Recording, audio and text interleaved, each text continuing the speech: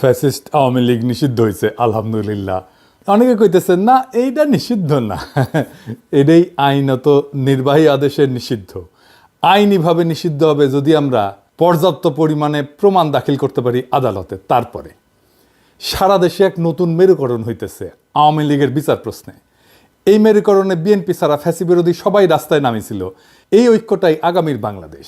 এই ঐক্যের শুরু মার্চ ফর গাজা থেকে। বিএনপি এখানে ছিল কিন্তু না থাকার মতোই, শেষ মুহূর্তে এসে ট্রেনে ওঠার মতো আর কি, লাস্ট মোমেন্টে এসে একটা বক্তৃতা মেরে গেছে। এই আওয়ামী লীগ নিষিদ্ধের আন্দোলনে বিএনপি নাই, ছিল না। বিএনপি আমাদের সাবেকে বলতেছে আমরা আহ্বান জানাইছি, ওনারা আসেন নাই। ফেয়ার এনাফ, ওনারা ওনাদের রাজনীতি ঠিক করে নিছে, ওনাদের জন্য আওয়ামী লীগ নিষিদ্ধ কোনো জরুরি বিষয় না।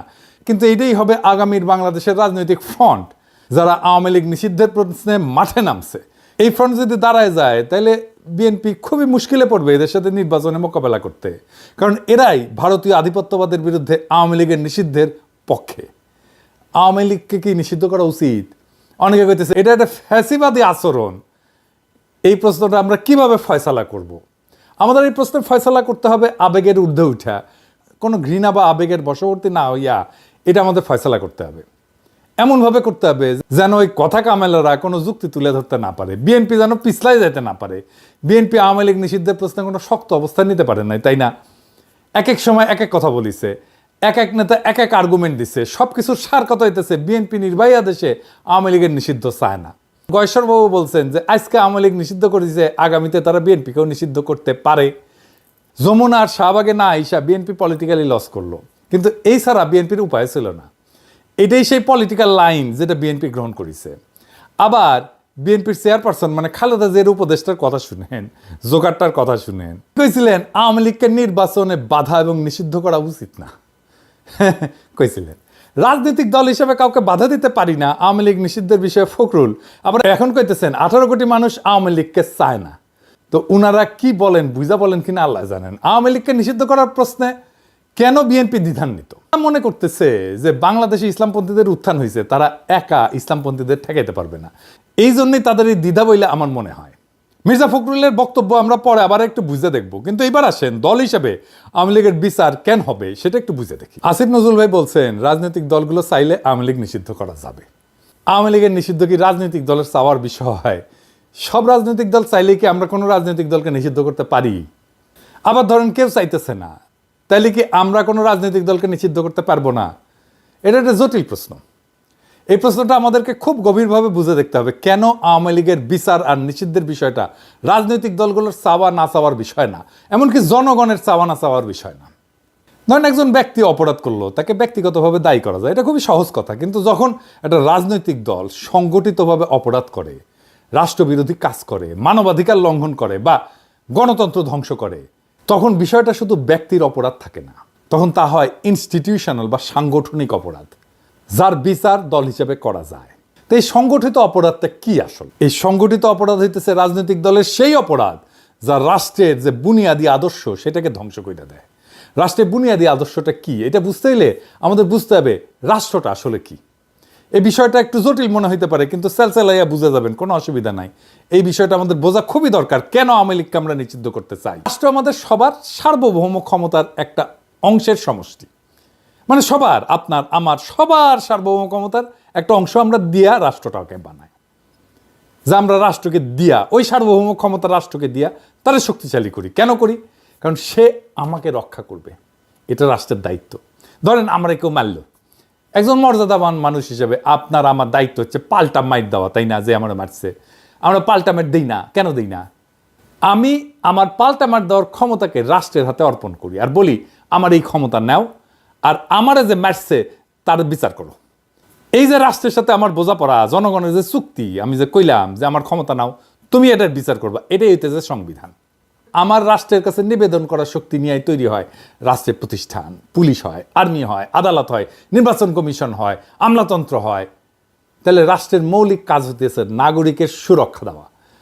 সরকার আমরা নির্বাচন করি এই রাষ্ট্রকে চালানোর জন্য, সে আমার আপনার চাকর, কিন্তু সেই যখন মালিক হইয়া বসে আর রাষ্ট্র যেটার মালিক সেটা দখল নিয়ে নেয় আর আমার বিরুদ্ধেই কৃপান তোলে, আমারে সুরক্ষা কি? আমি হয়ে যাই জুলুমের শিকার, আমারে ক্রসফায়ারে দেয়, আমারে গ্রুম করা হয়, আমার সম্পদ লুট করা হয়, সে বলতে থাকে এটা আমার দেশ, আমার বাবা স্বাধীন করেছে, আমি দেশের মানুষকে খাওয়াই, আমি এটা করে দিয়েছি, ওইটা করে দিয়েছি, আমি তো বলে দিয়েছি, সব বন্ধ করে বসে থাকবো, আমি টিভি চ্যানেল দিয়েছি, আমি মোবাইল দিয়েছি, আমি উন্নয়ন করেছি, আমি। এইটা একটা রাষ্ট্রের সাথে, ওই নাগরিকের সাথে কন্ট্রাক্টের বরখেলাপ। এটাই রাষ্ট্রের বুনিয়াদী বৈশিষ্ট্যকে ধ্বংস করা। এই দলকে রাষ্ট্রে থাকতে দেওয়া যাবে না, এটা ক্যান্সার। এটাকে কাইটা ফেলে না দিলে আপনাদের মেরে ফেলবে। সব দল যদি চায়, সব মানুষ যদি চায় না এই দল থাকুক, তাও এইটারে থাকতে দেওয়া যাবে না। মির্জা ফখরুল বলেন যে জনগণ সিদ্ধান্ত নেবে আওয়ামী লীগ থাকবে নাকি থাকবে না। এটা একটা বুলশিট। এটাতে বোঝা যায় উনি রাজনীতি বিষয়টাই বুঝেন না, অথবা ইচ্ছা কইরা বিভ্রান্ত করতেছেন। আওয়ামী লীগকে নিষিদ্ধ করা জনগণের সিদ্ধান্ত নেওয়ার বিষয় না। এটা আগে আলাপ করছে কেন, আরেকবার আদর্শ বা রাজনীতি একটা গণতান্ত্রিক রাষ্ট্র সহ্য করতে পারবে কিনা, এই সিদ্ধান্তগুলো নির্ধারিত হয় মূলত আইনের শাখা বা জুরিসপ্রুডেন্স এবং রাজনৈতিক দর্শনের আলোকে। এগুলোর সাথে জনমতের কোনো সরাসরি সম্পর্ক নাই। এটা জনমতের বিষয়ই না, এটা একটা আইনি বিষয়, এটা একটা রাজনৈতিক দর্শনের বিষয়। জনমত দিয়ে তাইলে কি করা হয়? জনমত দিয়ে করা হয় রাষ্ট্র কেমন হবে, কি ধরনের ন্যায় বিচার ভিত্তিক কাঠামোর উপরে দাঁড়াবে, সেটাই জনমতের মূল ফয়সালা। এই জনমতের ভিত্তিতে রাষ্ট্রে যে একটা ইনসাফের কাঠামো গড়ে ওঠে, ইনস্টিটিউশন গড়ে ওঠে, আমরা যেটাকে ইনস্টিটিউশন বলি, সেইটাই আইন প্রয়োগের মাধ্যমে কার্যকর হয়। কখনো কখনো জনমত রাষ্ট্রীয় ফাউন্ডেশনের, এই বুনিয়াদী ফাউন্ডেশনের পরিপন্থী হতে পারে।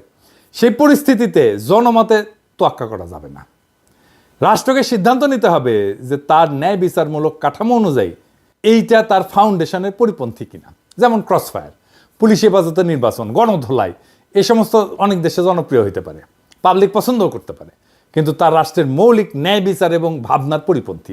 সুতরাং এইগুলা বিচার ব্যবস্থার দৃষ্টিতে খুন, টর্চার, অ্যাটেম্প টু মার্ডার, এইসব ফৌজদারি অপরাধ হিসাবে গণ্য হবে। এইখানে জনমতের দোহাই দিয়া অপরাধের অস্বীকারের কোনো সুযোগ নেই। এই একই যুক্তিতে কোনো রাজনৈতিক দলকে নিষিদ্ধ করা হবে কিনা সেটা নির্ধারিত হবে রাষ্ট্রের মৌলিক ন্যায় বিচার এবং রাজনৈতিক আদর্শের সাথে ওই দল সঙ্গতিপূর্ণ কিনা তার উপরে। জনমত বা অন্যান্য কোনো রাজনৈতিক দলগুলোর মতামত এখানে বিবেচ্য না। যদি আওয়ামী লীগ আদর্শিকভাবে ফ্যাসিস্ট হয় এবং সন্ত্রাসবাদ হয় তাদের রাজনৈতিক কৌশল, তাহলে বিএনপি বা অন্য দল তাদের টিকায় রাখার পক্ষে থাকলেও রাষ্ট্র তাদের নিষিদ্ধ করতে বাধ্য, কারণ এইটা রাষ্ট্রের ফাউন্ডেশনের বিরোধী, এটা রাষ্ট্রকেই ধ্বংস করে ফেলবে। আবার যদি আওয়ামী লীগ এইসব মানদণ্ডে না পড়ে, তাহলে বিএনপি, অন্য দল, জনগণ সবাই বিরোধিতা করলেও শুধু জনমতের ভিত্তিতে তাদের নিষিদ্ধ করা যাবে না। আওয়ামী লীগকে নিষিদ্ধ করাটা ফ্যাসিবাদ না, বরং ফ্যাসিবাদের দোহাই দিয়ে এই ইন্ডিয়ান মাফিয়া দুর্বৃত্তকে টিকায় রাখাটাই একটা ফাতরামি। এরকম ফাতরা বাংলাদেশে অনেক জন্ম নিয়েছে, কথা কামাল একটা সবচেয়ে বড় ফাতরা হয়েছে। ওরে রাজনীতি বুঝাই দিতে হবে, রাজনীতি কি। যদি কোনো দল গণতন্ত্র ধ্বংস করে, নির্বাচনকে নাটকে পরিণত করে, বিরোধী মত দমন করে, গুম খুনকে রাষ্ট্রীয় নীতি বানায়, তবে সেই দল রাষ্ট্রের বিরুদ্ধে অবস্থান নেয় এবং রাষ্ট্রকে ভেতর থেকে ধ্বংস করে। এই ক্ষেত্রে রাষ্ট্রের দায়িত্ব হইতেছে সেই দলকে নিষিদ্ধ কইরা রাষ্ট্রের নীতির এবং গণতন্ত্রের শুদ্ধতা রক্ষা করা। আওয়ামী লীগকে বিচার করার প্রশ্ন উঠলে দেখতে হবে তার রাষ্ট্রীয় গুমের মূল সংগঠক কিনা, তারা নির্বাচন ব্যবস্থাকে ধ্বংস করে ক্ষমতায় ছিল কিনা, তারা প্রশাসন এবং বিচার বিভাগকে দলীয়করণ করেছিল কিনা, তারা রাষ্ট্রের জনগণের সম্পত্তি এটা লুট করছে কিনা, পাচার করছে কিনা, তারা কি গণতন্ত্রের মৌলিক কাঠামো ভেঙে দিছে। এই প্রশ্নগুলোর উত্তর যদি হয় ইতিবাচক, হ্যাঁ, তবে শুধু ব্যক্তি না বরং দল হিসেবে তাদের বিচার হওয়াটা ন্যায্য। রাষ্ট্রের একটা নৈতিক আত্মা থাকে। জন রলস বলছিলেন, a just society is one in which institutions are fair. একটা ন্যায্য সমাজ সেটাই যেখানে প্রতিষ্ঠানগুলো ন্যায্য। যদি কোনো দল রাষ্ট্রীয় প্রতিষ্ঠানকে অন্যায্যভাবে ব্যবহার করে, তবে সেই দলের অস্তিত্বই রাষ্ট্রের ন্যায়বোধের পরিপন্থী। এই কারণে আওয়ামী লীগ একটা সংগঠিত অপরাধী শক্তিতে পরিণত হয়েছে, রাজনৈতিক দল এটা নাই। তাই এই সংগঠিত অপরাধী দলকে নিষিদ্ধ করা একটা ন্যায়পরায়ণ রাষ্ট্রের দায়িত্ব, দল না। রাষ্ট্র গুরুত্বপূর্ণ। রাষ্ট্র গণতন্ত্র রক্ষা করতে ব্যর্থ হইলে সেটা তার নিজের আত্মাকে হত্যা করে। আওয়ামী লীগ যদি বারবার প্রমাণ করে তারা গণতন্ত্র, মানবাধিকার, আইনের শাসনকে ধ্বংস করেছে, তবে সেই দলের প্রতি সহনশীলতা নয় বরং আইনি এবং নৈতিক বিচারে নিষিদ্ধ করাই হবে প্রকৃত প্রগতিশীলতা। দেখেন, মুজিবের আমলে এইটা স্বৈর শাসন আনছে না, আবার হাসিনার আমলে ফ্যাসিবাদ। একই দল তো, তাই না? একই দল তো বাকশাল করছে, একই দল হাসিনা করছে, একই দল হাসিনা ফ্যাসিবাদ করছে। এইখানে শাহবাগ, যেহেতু শাহবাগে আন্দোলনটা হয়েছে একটা অংশ, প্রথমে শুরু হয়েছিল যমুনা, পরে তারপর ওখান থেকে শাহবাগে আসছে। এখানে শাহবাগ নামটা বিএনপি নিয়ে আসছে 2013 সালে জামাত বিরোধী আন্দোলনের আইকন হিসাবে। যে আন্দোলন ফ্যাসিবাদ কায়েম করছিল, বিএনপি কইতেছে শাহবাগে সবাই গেছিল, ছাত্রদল যায় নাই। হা, এটা 6 ফেব্রুয়ারির সংবাদ, মানে শাহবাগ শুরু হওয়ার পর দিন। আর 12 ফেব্রুয়ারিতে বিএনপি শাহবাগকে স্বাগত জানাইছে। হ্যাঁ, ওইটা আর কয় না। হ্যাঁ, বুঝছাও। এইবার বিএনপির লোকেরা বলেন তো, আপনার দল কেন স্বাগত জানাইছিল? বিএনপির অনেকে, আমিও সিপিবির কর্মী হিসেবে শাহবাগে গেছিলাম, আমি সাক্ষী, বিএনপির লোকেরা গেছিল। আমার দল শাহবাগ ত্যাগ না করলেও আমি দল ত্যাগ করে তওবা করেছি, ভুল স্বীকার করেছি ব্যক্তি হিসাবে। বিএনপির লোকেরা আমার শাহবাগের টাইমে স্ক্রিনশট আর আগের ভিডিও নিয়ে লাদায় দেখায় আর কি, যে দেখো দেখো দেখো কি কইছিল কি কইছিল কি কইছিল। এই নিয়ে আলাপ করবো আজকে। কিন্তু আপনার দল বিএনপি যে শাহবাগের স্বাগত জানিয়েছিল, তার জন্য তওবা করেছিলেন, করেন নাই। হ্যাঁ, বেশি ফাতরামো করেন না। হ্যাঁ, বেশি ফাতরামো করেন না, আপনারাই ধরা খাইবেন। শাহবাগ আওয়ামী নিষিদ্ধের আন্দোলনের জায়গা হইয়া তার ঐতিহাসিক পাপ মোচন করেছে। জার্মানিতে একটা জায়গা আছে রেইনহার্ড হেডরিক প্লাটস বলে, বার্লিনে। 1930-এর দশকে নাৎসিবাদের জন্ম ওই জায়গাটায়। হিটলারের জার্মানির প্রতীকী স্থান ছিল এটা। আর 60-70-এর দশকে এইখানেই ছাত্র জনতা নাৎসি অতীতের বিরুদ্ধে এবং সমাজতান্ত্রিক অধিকারের দাবিতে আন্দোলন করে। প্রথমটা ছিল ফ্যাসিবাদের প্রতিষ্ঠার পক্ষে, দ্বিতীয়টা ফ্যাসিবাদের বিচার এবং গণতন্ত্রের দাবির পক্ষে। চীনে দেখেন না তিয়ানানমেন স্কোয়ার, এখানে কি